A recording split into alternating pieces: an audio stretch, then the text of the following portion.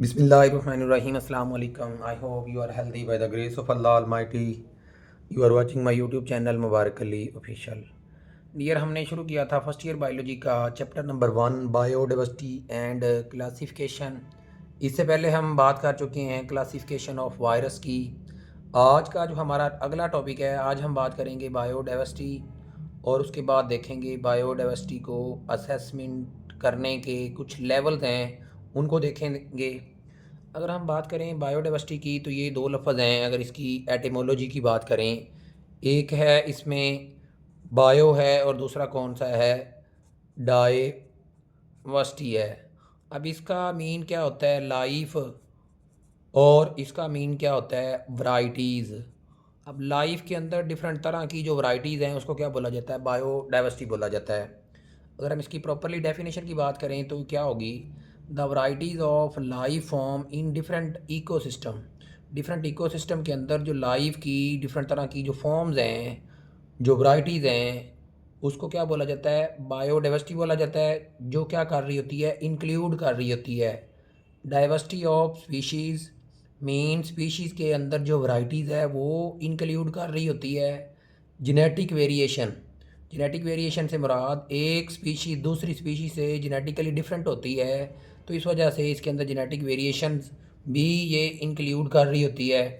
और उसके बाद इकोसिस्टम टाइप्स, जो इकोसिस्टम की डिफरेंट तरह की टाइप्स हो सकती हैं वो बायोडाइवर्सिटी के अंदर क्या हो रही होगा, इनका भी इंक्लूजन होगा। अगर हम इसकी इम्पोर्टेंस की बात करें, जो बायोडाइवर्सिटी है ये क्या करती है, रिप्रेजेंट करती है क्या चीज़, रिचनेस। रिचनेस का मतलब होता है कि नंबर ऑफ स्पीशीज़, किसी भी स्पीशीज़ का जो नंबर होता है उसको रिचनेस बोलते हैं। And variability of living organisms, basically ये रिप्रेजेंट करेगी किस चीज़ को, रिचनेस को। And variability of living organism and interaction, और उनका जो इंट्रैक्शन है विद ईच अदर, एक दूसरे के साथ, एंड देयर इन्वायरमेंट, उनके इन्वायरमेंट के साथ। तो ये इसकी क्या आ जाएगी, इंपॉर्टेंस आ जाएगी कि ये रिप्रेजेंट करती है और वेरिएबिलिटी ऑफ लिविंग ऑर्गेनिज्म को, और उनकी आपस में इंट्रैक्शन और उनके माहौल के साथ जो इंट्रैक्शन है उसको क्या करती है, उसके अंदर शामिल करती है। उसके बाद बात हम कर रहे हैं, इसमें हमने बात की जिस तरह से डेफिनेशन के अंदर कि इकोसिस्टम की बात की, तो इकोसिस्टम क्या होता है, ecosystem is a dynamic system होता है, बेसिकली डायनेमिक इंटरेक्टिंग सिस्टम। एक ऐसा क्या लें, डायनेमिक और इंटरेक्टिंग सिस्टम है जो कंपोज हुआ होता है, बना हुआ होता है, compose of all living organism, all living organism के साथ जो क्या कर रहे होते हैं, interacting with their non living environment, जो इंटरेक्ट कर रहे होते हैं अपने नॉन लिविंग इन्वायरमेंट के साथ। तो इस एक स्पेसिफिक एरिया के अंदर, तो इसको क्या बोलते हैं, इकोसिस्टम। एक डायनामिक सिस्टम है जो बना हुआ है लिविंग ऑर्गेनिज्म का, जो क्या करते हैं, इंटरेक्ट करते हैं नॉन लिविंग इन्वायरमेंट के साथ, और एक स्पेसिफिक एरिया के अंदर, इसको क्या बोलते हैं, इकोसिस्टम बोलते हैं। अब इकोसिस्टम की डिफरेंट तरह की क्या लें कंपोनेंट हैं, उन कंपोनेंट को भी हम वन बाय वन करके देखते हैं कि इकोसिस्टम के कौन कौन से कंपोनेंट हैं। तो इकोसिस्टम के दो कंपोनेंट हैं, बायोटिक कंपोनेंट हैं और ए बायोटिक कंपोनेंट है और बायोटिक कंपोनेंट हैं। बायोटिक में प्लांट, एनिमल, माइक्रोब्स आ जाएंगे। ए बायोटिक में एयर, वाटर, सनलाइट, सॉइल और क्लाइमेट आ जाएगा। अब अगर हम किसी भी इकोसिस्टम की एग्जांपल की बात करें तो फॉरेस्ट एक इकोसिस्टम है, ग्रॉसलैंड एक इकोसिस्टम है, डेजर्ट एक इकोसिस्टम है, एक्वेटिक इकोसिस्टम है। तो ये सारे के सारे ये क्या हैं, इनकी एग्जांपल्स हैं। उसके बाद बात करेंगे हम निश, बेसिकली किसी भी इकोसिस्टम के अंदर, या कह लें किसी भी इकोसिस्टम में किसी भी इंडिविजुअल का या जो स्पीशीज़ का जो किरदार होता है ना, उसको निश बोलते हैं। द रोल और फंक्शन ऑफ एन इंडिविजुअल और ऑर्गेनिजम्स और स्पीशीज़ कि क्या होता है, रोल और फंक्शन ऑफ एन ऑर्गेनिज्म, किसी भी जानदार का जो फंक्शन होगा या रोल होगा विद इन एन इकोसिस्टम, उसको क्या बोलेंगे, निश बोलेंगे। ये डिफाइन कर रही होती है कि how species interact with each other organism, कि एक स्पीशी दूसरे जानदार के साथ किस तरह से इंटरेक्ट करती है और अपने इन्वायरमेंट के साथ किस तरह से इंटरेक्ट करती है। अगर हम इसके कंपोनेंट की बात करें कि इसके क्या कंपोनेंट हैं, तो इसके भी डिफरेंट तरह के कंपोनेंट होते हैं, जिसमें सबसे पहला कंपोनेंट है हैबिटेट। हैबिटेट बेसिकली कहते हैं जगह को या घर को। बेसिकली इसकी डेफिनेशन क्या होगी कि एक्चुअल लोकेशन ऑफ ऑर्गेनिज्म, किसी भी जानदार की जो एक्चुअल लोकेशन होती है उसको हैबिटेट बोलते हैं। Physical location of where an organism live, तो ये क्या होगी, हैबिटेट होगा। इंटरेक्शन में बेसिकली दूसरे जानदारों के साथ, अपने माहौल के साथ डिफरेंट तरह की इंटरेक्शन शो करता है, जिस तरह से प्रीडेशन है, प्रे और प्रीडेटर के दरमियान जो ताल्लुक होता है, कंपटीशन, म्यूचुअलिज्म, पैरास्टिज्म। तो इन टर्म्स के बारे में आप लोगों ने पहले भी पढ़ा हुआ है। तो ये इंटरेक्शन भी किसके अंदर आ जाता है, किसी भी स्पीशीज़ का जब हम रोल देखते हैं किसी भी इकोसिस्टम में, तो उसके इंटरेक्शन क्या है, उस निश का कंपोनेंट है। उसके बाद एनर्जी में, एनर्जी रोल में अहम किरदार अदा करते हैं। कैसे, बेसिकली निश क्या है, कोई भी जानदार है ना जिसका रोल है किसी भी इकोसिस्टम के अंदर, its position in the food chain. अब हर जानदार की अगर फूड चेन के बारे में आप लोग जानते हैं तो आप लोगों को आइडिया होगा कि एक फूड चेन के अंदर डिफरेंट तरह के जानदार होते हैं। तो फूड चेन के अंदर हर जानदार की एक पोजीशन होती है। इस वजह से ये प्रोड्यूसर भी हो सकते हैं, कंज्यूमर भी हो सकते हैं, और डीकम्पोज़र भी हो सकते हैं। तो ये ओबियसली फूड चेन में एक जानदार दूसरे जानदार के लिए एनर्जी का रोल होता है। तो इसका जो तीसरा कंपोनेंट है एनर्जी रोल के तौर पे काम करता है। उसके बाद बात करेंगे इसकी एग्जांपल्स की। जिस तरह से अगर हम बात करें कि हनी बी है, हनी बी निश जो है एक स्पीशी है जो हनी बी है, इसकी अगर ये इंक्लूड करती क्या, पोलिनेटिंग फ्लावर। अब पोलिनेटिंग फ्लावर इसका क्या है, बेसिकली हैबिटेट है, प्रोड्यूस करती है हनी और पैदा क्या करती है, बेसिकली हनी शहद को पैदा करती है वाइल फीडिंग ऑन नेक्टर। हालांकि इसका इंटरेक्शन किसके साथ हो रहा है, नेक्टर के साथ। अब नेक्टर क्या होता है, बेसिकली जो फूल होते हैं ना उनकी बॉडी के जो फ्लावर्स होता है उसके जो मिडल पार्ट्स होता है ना उसके अंदर से कह लें एक स्वीट लिक्विड होता है जिसको नेक्टर बोलते हैं, जिसको ये क्या कर रहे होते हैं, फीड कर रहे होते हैं। A sweet liquid in the middle of flowers, उसको क्या बोलते हैं, नेक्टर्स। तो ये हनी बी की एग्जांपल है एज अ निश के तौर पे। अब हम बात करते हैं इसके बाद कि बायोडाइवर्सिटी जो असेसमेंट लेवल्स हैं उनकी बात करते हैं कि असेसमेंट लेवल कौन कौन से हैं। बायोडाइवर्सिटी के असेसमेंट के लेवल की बात करें तो असेसमेंट के डिफरेंट तरह के लेवल्स हैं। तो यहाँ हम जस्ट ओनली 3 लेवल्स को डिस्कस करेंगे। सबसे पहले है स्पीशी लेवल।